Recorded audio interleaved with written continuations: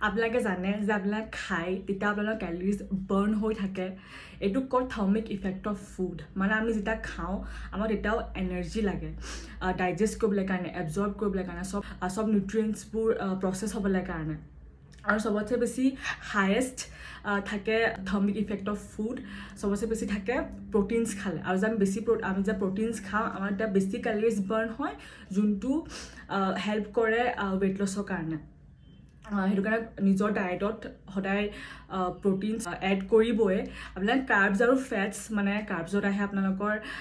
ভাত চাত সেইবোৰ আৰু ফেটছ আমি তেলত বনাওঁ আমি সেইবোৰ খাওঁৱেই আমি কিন্তু সদায় পাহৰি যাওঁ প্ৰটিনছ মিলাবলৈ কাৰণে